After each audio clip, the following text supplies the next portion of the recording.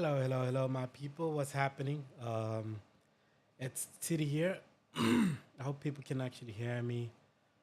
Today I went as far as trying to connect as many things as humanly possible, just to make sure that everything works. So I hope you guys can hear me. If you can hear me, please give me a thumbs up.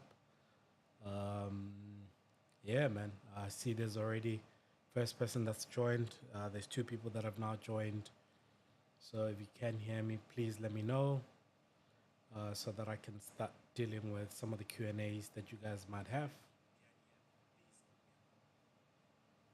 So yeah, my production quality is hopefully getting a bit better because I've now decided to get a proper microphone because I know the last quality of the video that I had the last time wasn't up to scratch when it comes to the sound. So yeah, like I said, if you can hear me and you might have some questions, this will be the great opportunity for you to ask those questions right now. So I'm definitely here for that. I'm going to try and run this for another 15, 20 minutes. It's a 20-minute session. So I'll be waiting to hear what you guys have got and what you would like to know. And I know there's 21 people that are already live that have joined. So if you can just, if you have any questions or if you can hear me, please do let me know by way of maybe type a message to say you can hear me or you can't hear me. If you can't hear me, please also do let me know because I'd love to know what I need to actually update on my side. So, yeah, I'm looking forward to hearing what your questions are. I'm just going to type something here. Oh, yeah, it's Tshidi. My name is Tshidi. Can you guys hear me?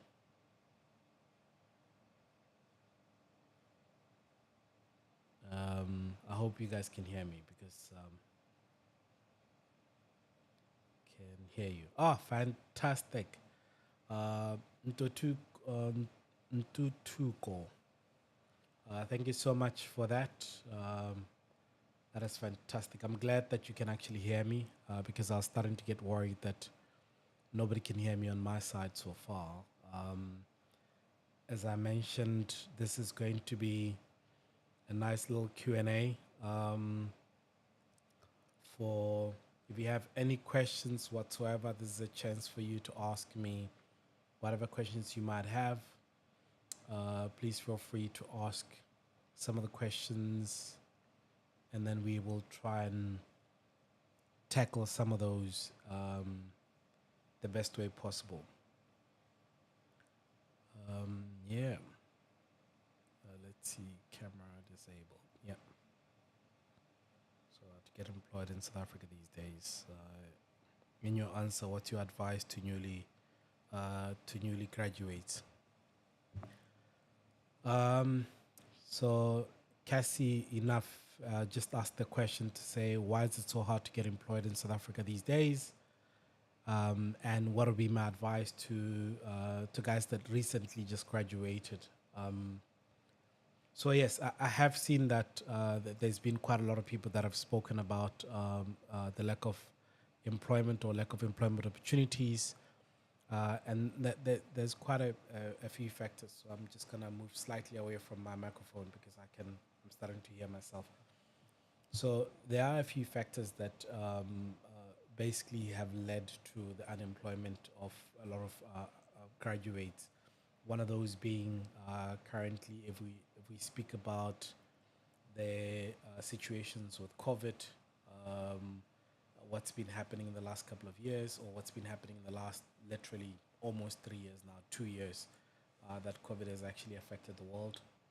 A lot of companies don't necessarily have the resources, or they haven't actually put in place the resources to be able to take care of some of the employees or to actually employ as many people as possible.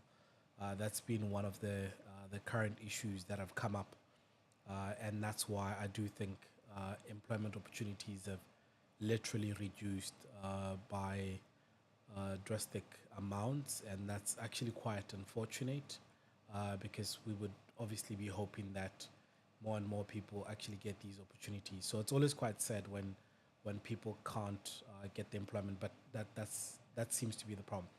The second thing as to the advice to the graduates that I would actually give them is to say, one of the things that people that are studying or that are still studying at university sometimes do very differently is your biggest focus should be just hold on 2 seconds. I just got a buzzing from my yeah. Let's see. Just hold on. I'll be back. I'll be back. Now this is the part where I need to know how to freeze this thing. Just a second.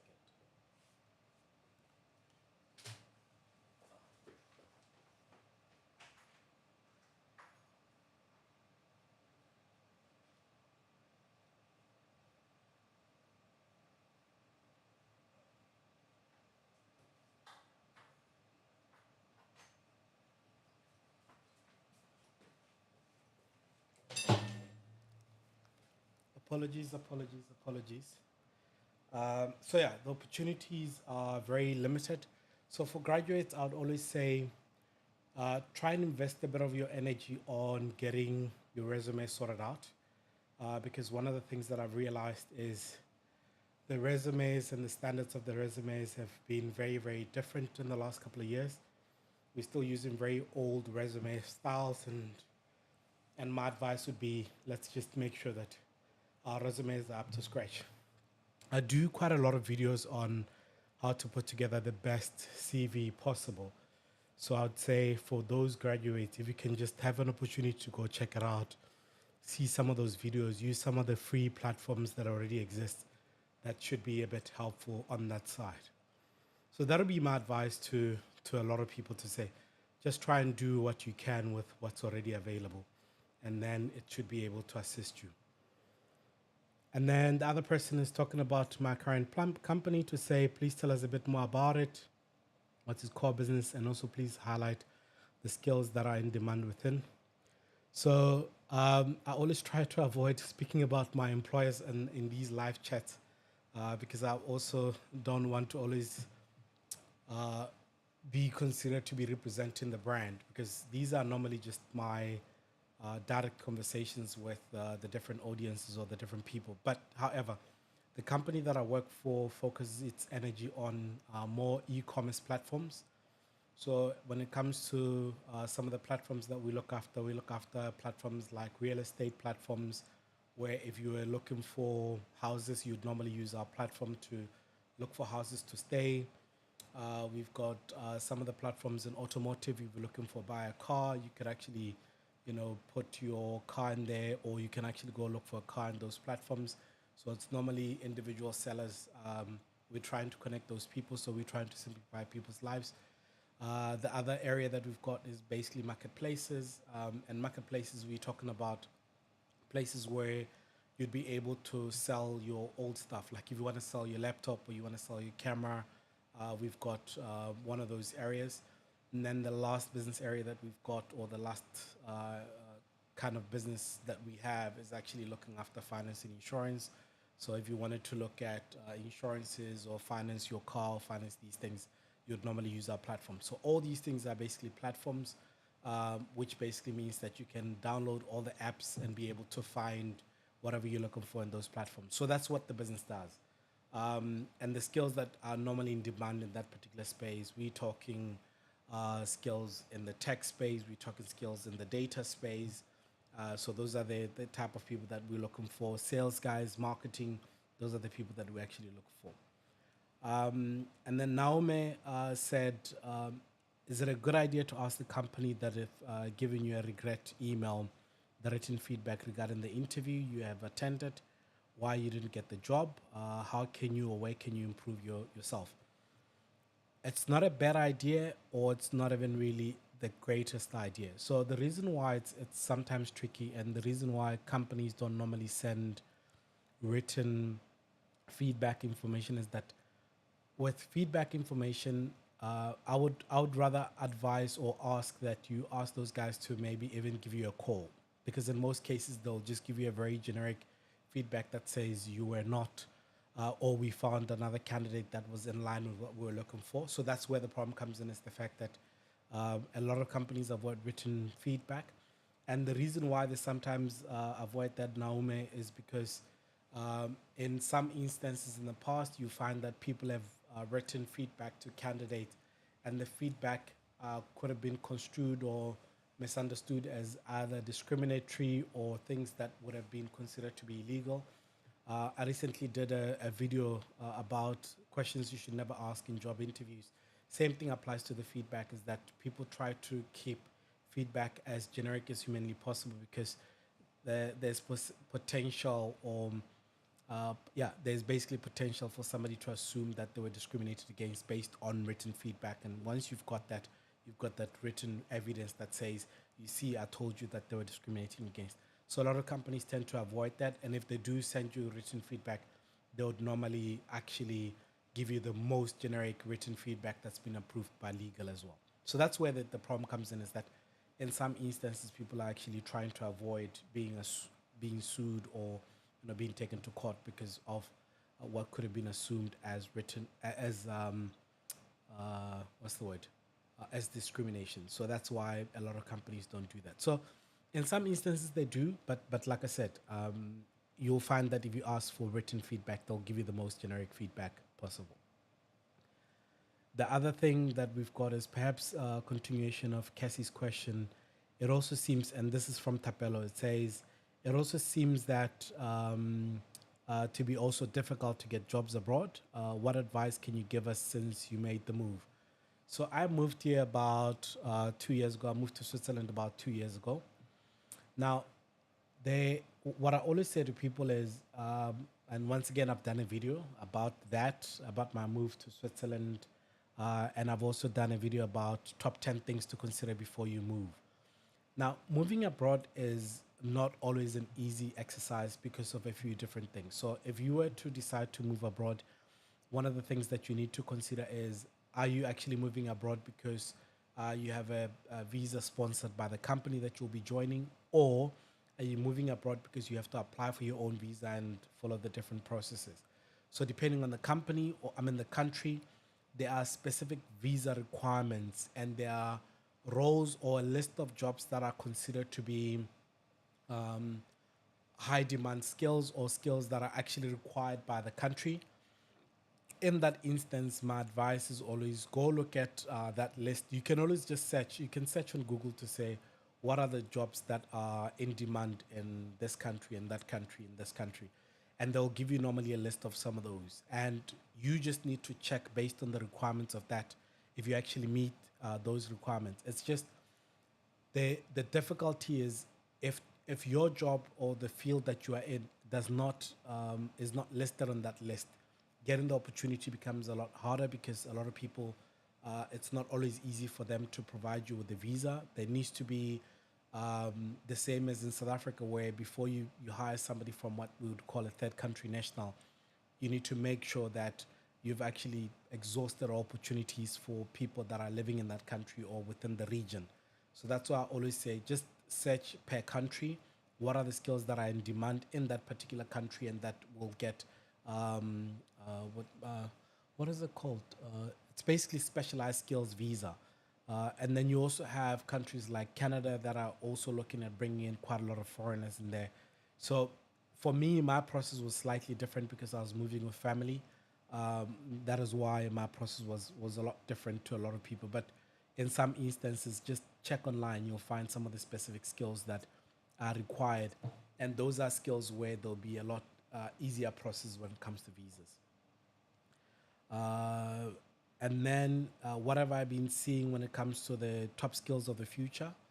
I think some of the top skills of the future that I've already started seeing is, they're not really skills of the future. It's skills that are already being implemented at the moment. When we talk about the use of AI in everyday processes that we currently have, so artificial intelligence type of skills are very important. Cloud skills are very important, because no longer are the days where companies have got these huge server rooms, because it becomes very expensive to maintain and manage that, and the upkeep is one of the most expensive things that you could ever do.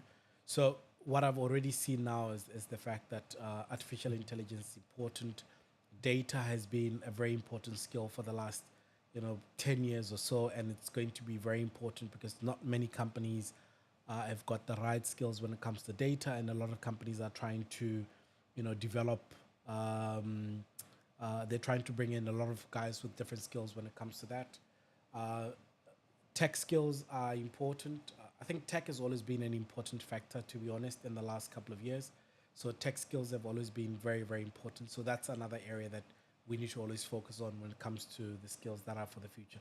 That was a question from Farah Ibrahim, that they were asking to say what are the skills for the future.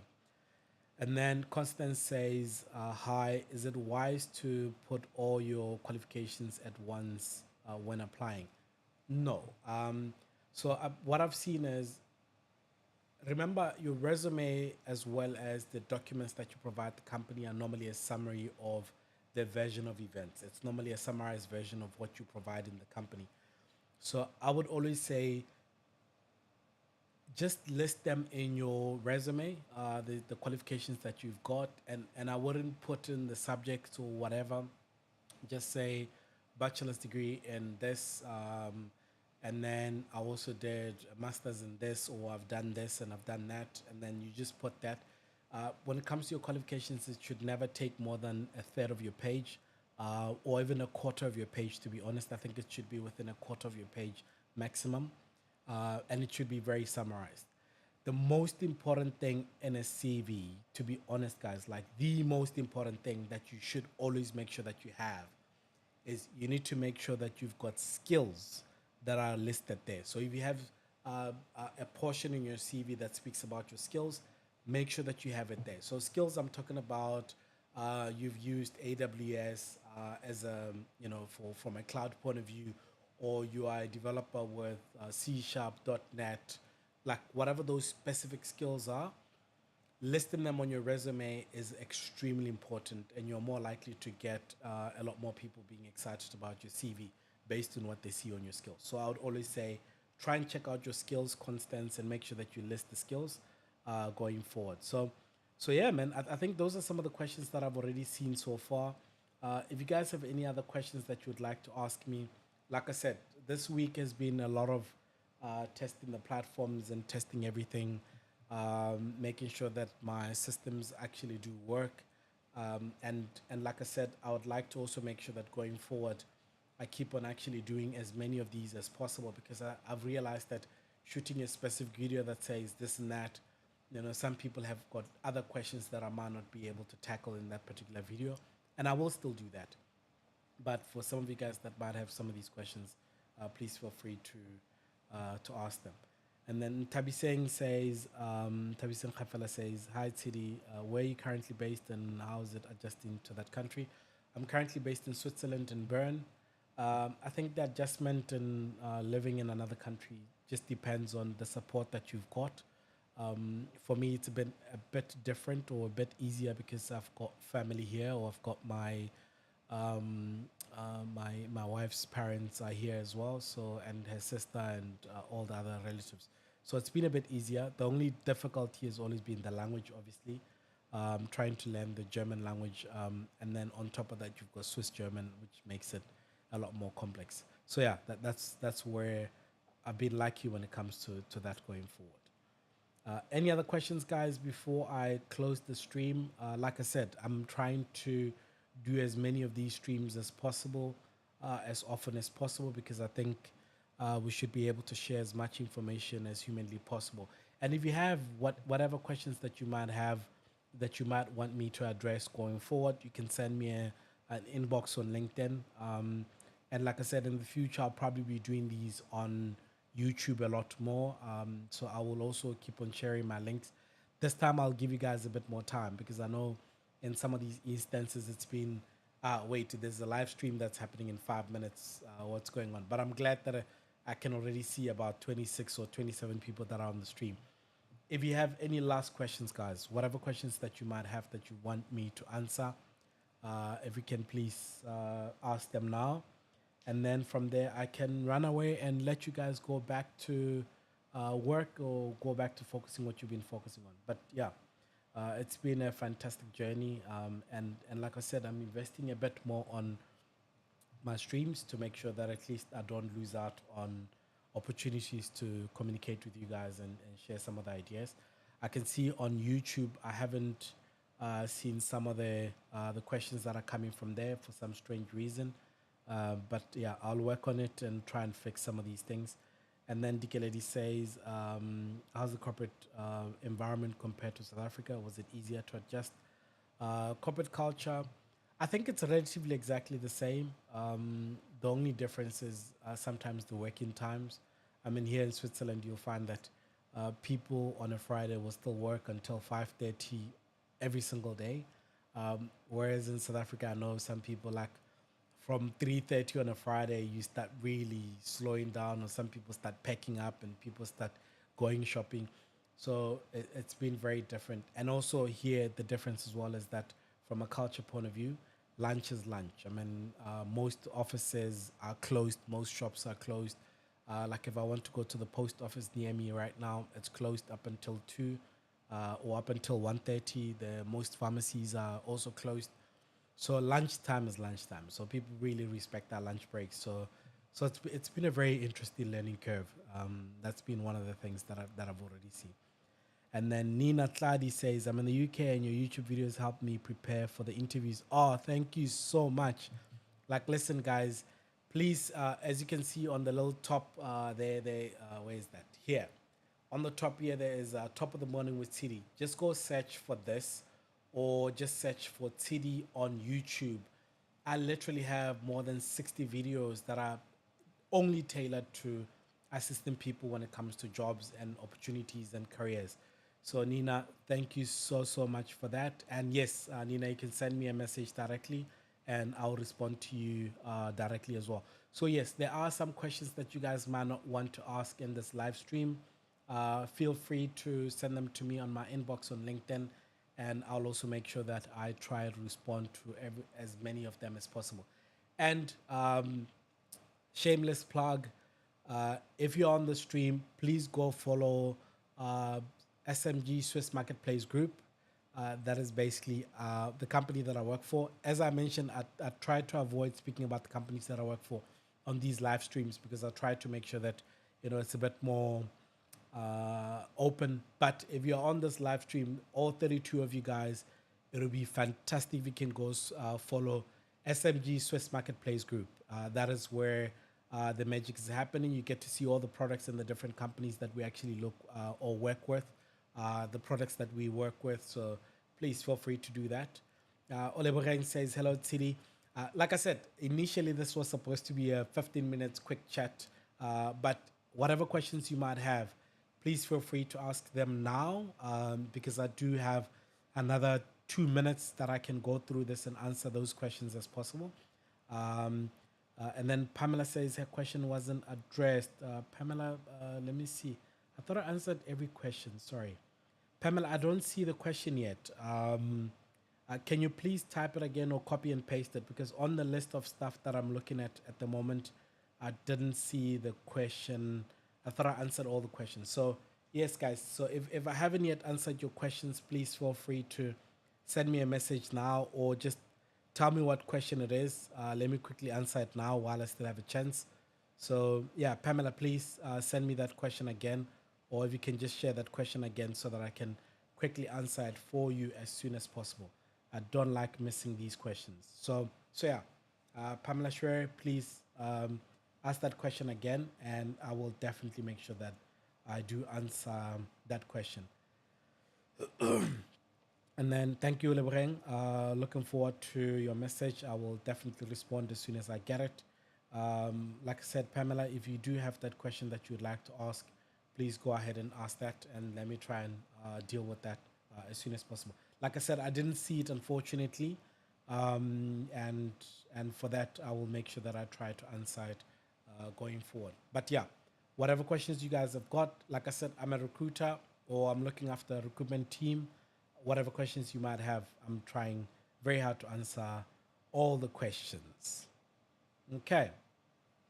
The other thing that I want you guys to focus on, so there's a few videos that I've done on YouTube that you can find. Just search for Tshidi Khunou.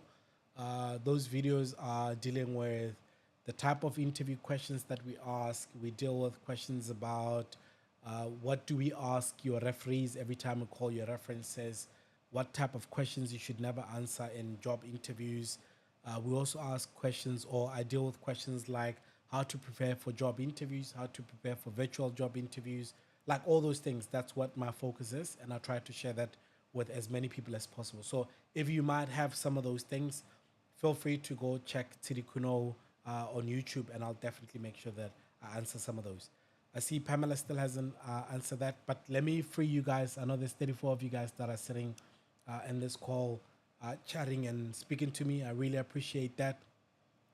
If you can, whatever is happening at the stage, please feel free to send me some of the questions, and I'll make sure that I actually answer them as soon as possible. So, and then Hope on YouTube said, no questions at the moment, just gratitude. Thank you for the videos.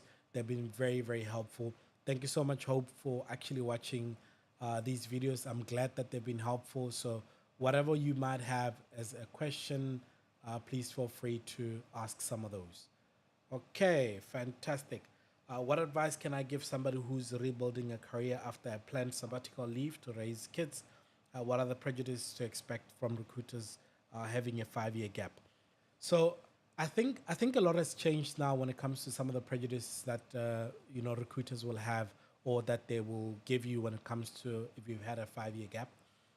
Gaps are only difficult to, or the prejudices that we normally get when it comes to recruiters are normally based on situations where you can't explain what has happened. Some of the people might not be able to tell. Like if you say to them, "Oh yeah, so you haven't been working for the last 5 years. What's can you share some of the reasons why you haven't been working?" You'll find that in most cases, some people don't want to actually share, or they can't even explain what has happened. There, in that instance, then it becomes a bit of a problem. And then if you're looking at rebuilding your career, it depends on also the area that you want to go back into. If you're looking at going back into the same space that you were previously in, it's a matter of just making sure that you've got an updated CV with an explanation, just a little one liner that explains the gap. In Europe, we see that quite a lot, where people, they just simply explain 2 years or 5 years, I was just raising kids, or I was a stay-home parent or father, mother, any one of those. So people do actually have that. So I would say if you're going to re-put on the CV, just make sure that you actually just add what you've actually been doing, or just a small explanation. The other thing that I always advise people is, especially if you've been away for more than 5 years, when it comes to looking for opportunities, I'd advise that you, even when you now know you're about to start going back into the market, my advice would be try and do 1 or 2 courses just as a refresher. Some of the courses are very cheap. I mean, you can go to LinkedIn Learning or some of these different streams and do a little course as a refresher to see where you are and what's changed since you've actually been gone. So that would be my advice to anybody that's taken a sabbatical for a period of time. I would say try by all means to make sure that you at least have a small little explanation. And if you now start going back for job interviews in the same field, go look for 1 or 2 small short courses that you can do. It might be a 2-hour course or 3-hour course just to refresh what's changed in that industry in the last 5 years. So, as I mentioned, the stream was supposed to not be this long, guys.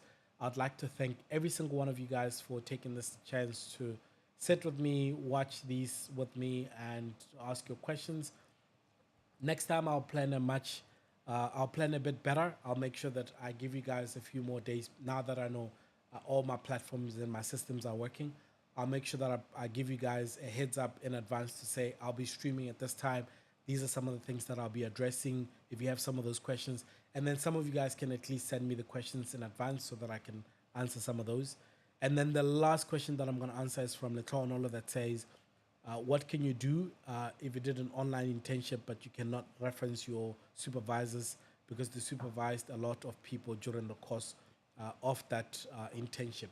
So I think when it's an internship, it's a lot easier to still mention that you were basically doing an internship. And if you can't reference, so there's different references that you can do. You don't have to always reference the exact people that were supervising you for that internship program for that period of time. And you can always just explain to say, I had this, because in every internship that people normally do, there's normally a certificate of completion.